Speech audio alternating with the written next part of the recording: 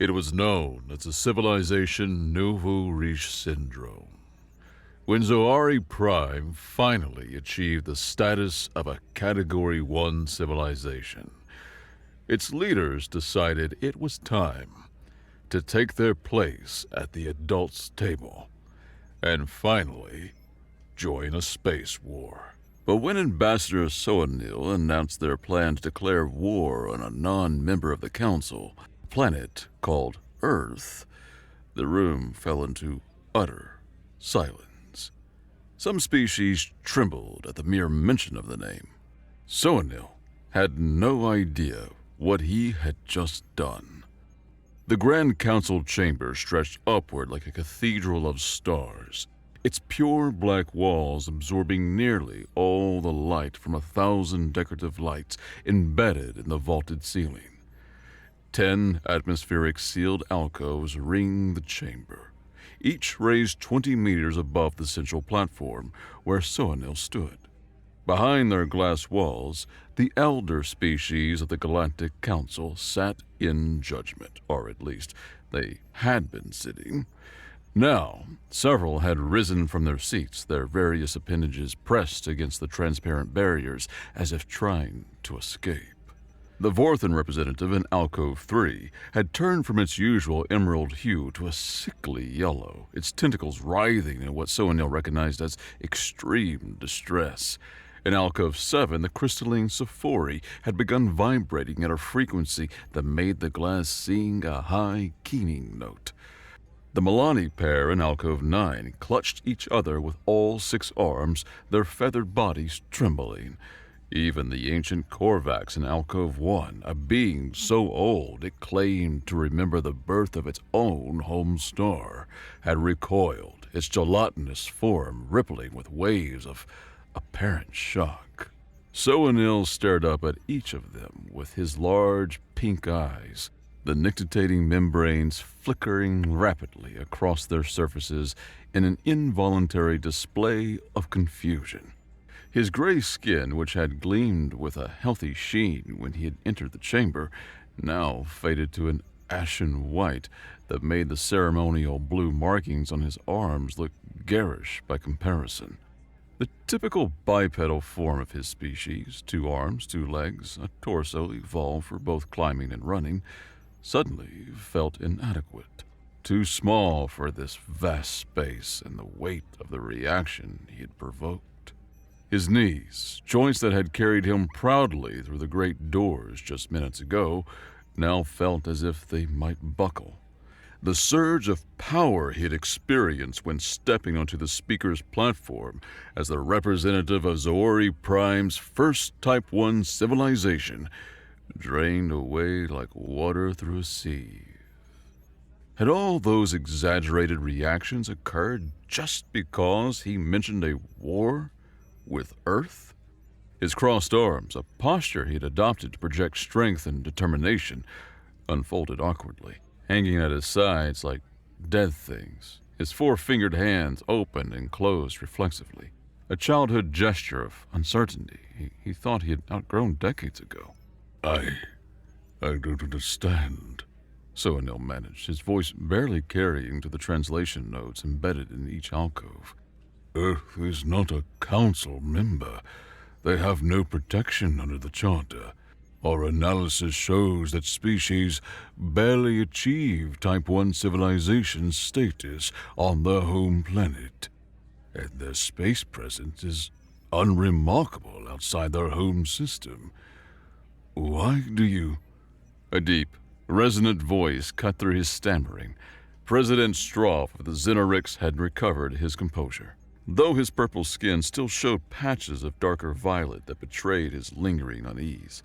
His tail, so impossibly long that he wore it wrapped around his shoulders like a living scarf, tightened its coils as he leaned forward in his alcove. The movement was deliberate, calculated to draw attention, and it worked. All eyes, compound, simple, and various other sensory organs, turned to Soanil. Young Soanil, Strof began, his voice carrying the weight of centuries. Sit down before you fall down. What I'm about to tell you may save your species from extinction. The president paused, letting his words sink in. He stood from his chair, his impressive 3-meter height requiring him to duck slightly even in the spacious alcove. His forearms gestured in complex patterns, a Xenarix tradition older than some civilizations. Earth, my friend, is the home world of the humans, the apex species of the galaxy. 200 standard cycles ago, Strof continued, pacing the length of his alcove with quick steps, his tail adjusting its position with each movement to maintain his balance. This council made a similar mistake. We were arrogant, then drunk on our collective power. 900 worlds under our protection. Technologies that could reshape matter at the subatomic level. Ships that could traverse the galaxy in weeks rather than centuries. He paused at the window, placing 2 hands against the glass. We discovered Earth and saw what you see now. A primitive world, barely space-capable, divided into compelling nations. Easy prey, we thought. A simple annexation to add to our collection. The president's reflection in the glass showed his facial tentacles drooping with remembered shame. We sent a full war fleet, 300 capital ships, 2,000 support vessels, 500,000 of our finest warriors. The humans met us at the edge of their star system with 42 ships. A bitter laugh escaped him. 42. We thought it would be a massacre. Strof turned from the window, his lower arms clasping behind his back while the upper pair gestured dramatically. It was a massacre, Soanil, but not the one we expected. Human ships moved like nothing we'd ever seen, accelerating at rates that should have liquefied their crews, their weapons. He shuddered, his tail writhing.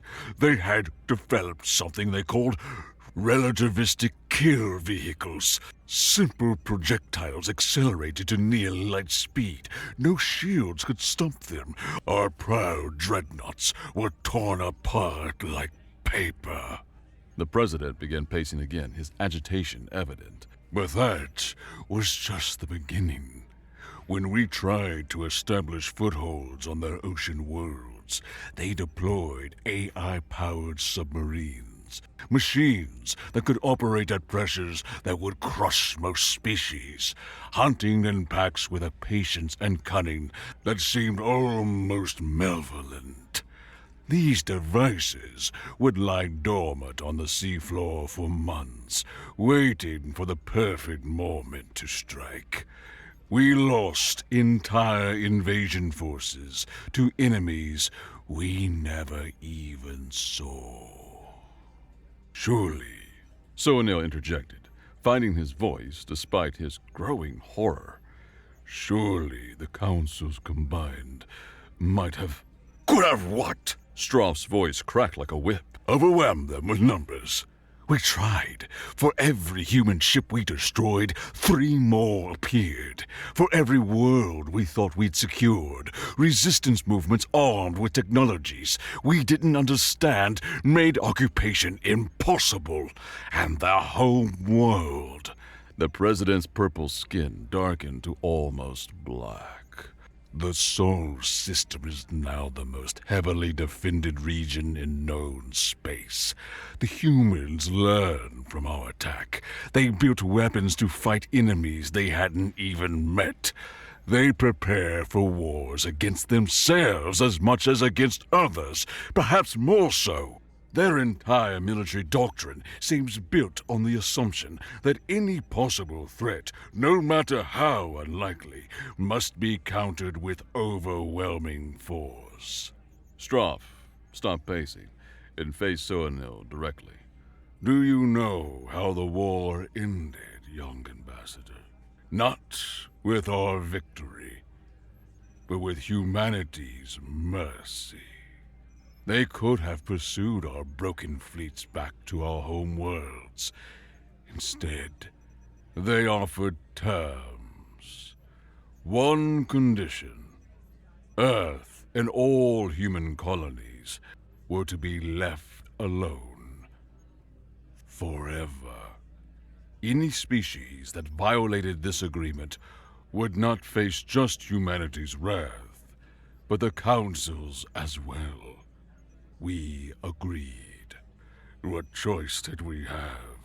Soanil felt his legs trembling. He wanted to sit, but couldn't bring himself to show such weakness. But we are a Type 1 civilization now, he said, grasping at the achievement that had brought him here. We have harnessed the full energy output of our planet. Surely that means... It means nothing! Strof's tail lashed out, striking the wall of his alcove with a resounding crack. Do you know where the classification system came from, Soanil? Do you know who created the very concept of measuring civilizations by their energy consumption? The silence that followed was answer enough.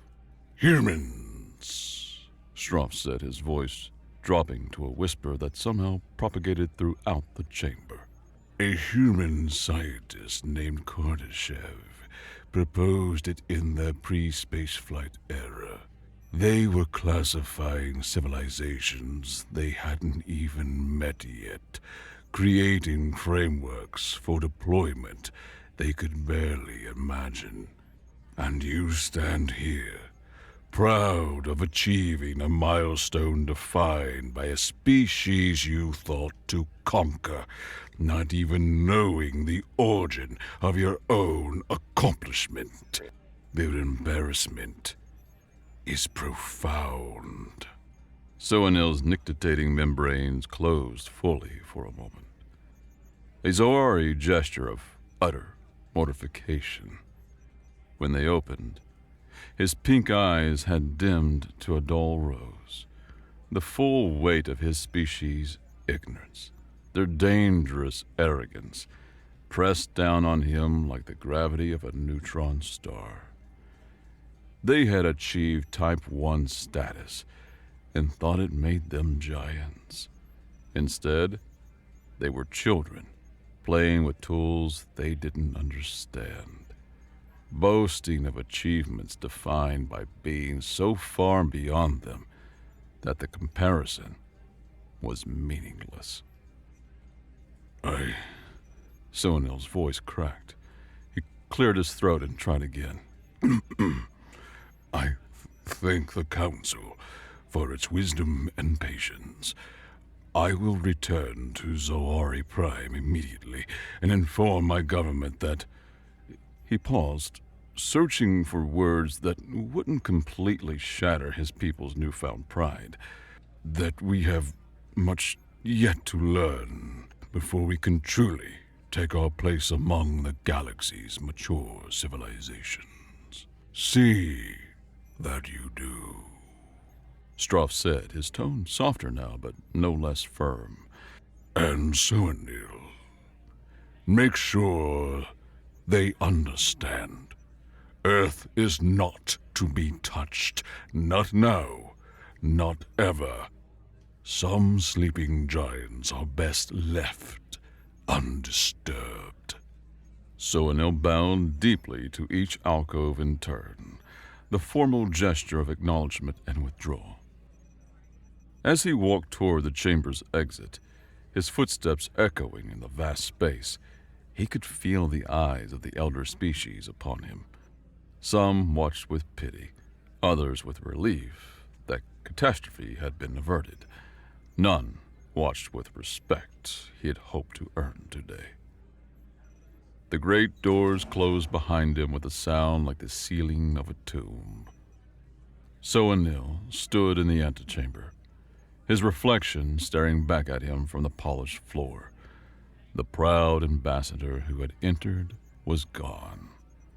In his place stood a chastened messenger, carrying news that would shake Saori Prime to its core. They were not ready for the adults' table.